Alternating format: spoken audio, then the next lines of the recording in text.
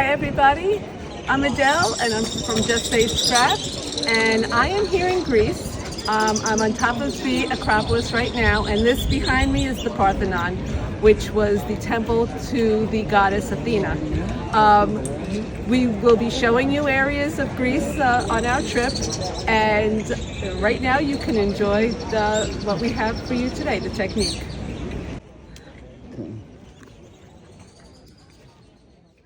So here we are again with another awesome trick from the album retreats that I have been catching up with through Facebook. If you didn't see our last video, Facebook was removing the videos off of, like the live videos off of Facebook. So I went back and was doing the album retreats, but Close My Heart was really smart and they actually put them on YouTube. So we are good with that. So this is actually a technique to make an accordion fold. So we're forming ruffles with this. So this is what it's going to end up looking like at the end. So what we're going to do is we're going to take our piece of paper. This is like an inch by 12. It's an inch by 12. And I'm taking some of my spritz, my water. I'm just rubbing it along here and crumpling it up and just grabbing some extra water.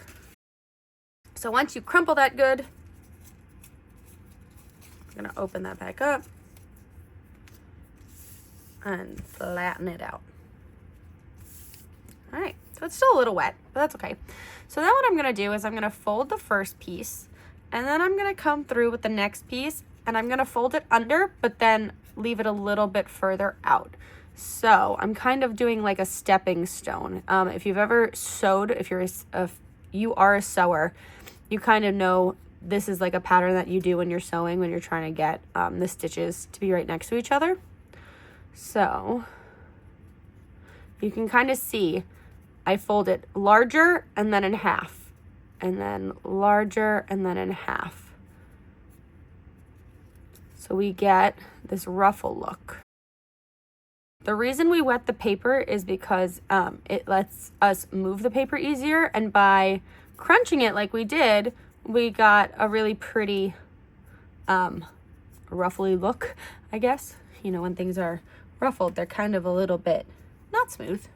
They're not perfectly smooth, at least. All right, so then you kind of let that sit, dry, and then we're gonna take this piece, and I want the dark side, like that's the piece that I'm gonna be using, so I'm just gonna do this. So mine is actually not that bad. I didn't put too much water on it, so what I'm gonna do here, I'm just gonna take my glue, put a little bit of glue on this 1/4 inch strip, lay my first ruffle down, and then I just kind of push it.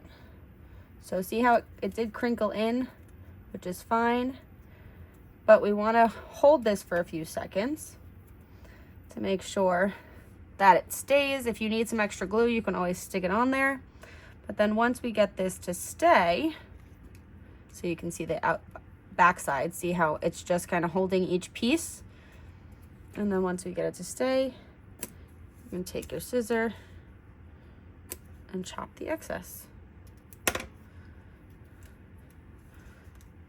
And I'm gonna let this dry completely now before putting it onto my page, because I don't want to get my page wet. But here's my next page, and I'm just gonna add that right there. So that'll look really cool.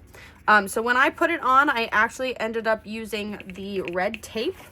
So I ended up using some red tape, and the red tape did go a little further than what I wanted, but I wanted that to be strong. So then I just took some of my extra cardstock and just threw it over the red tape. So, but it's the same color. So if it went over, you wouldn't even be able to tell. So that is how we do a ruffle technique. And that's Technique Tuesday. We hope you enjoyed, and we're gonna go back to the Parthenon and get some views. If you have any comments, please leave them below.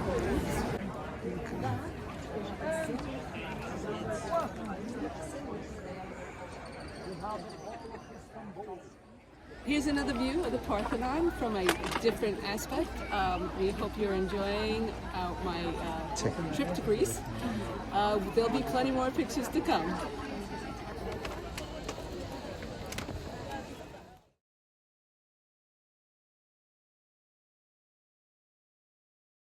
Okay. I think it's going now.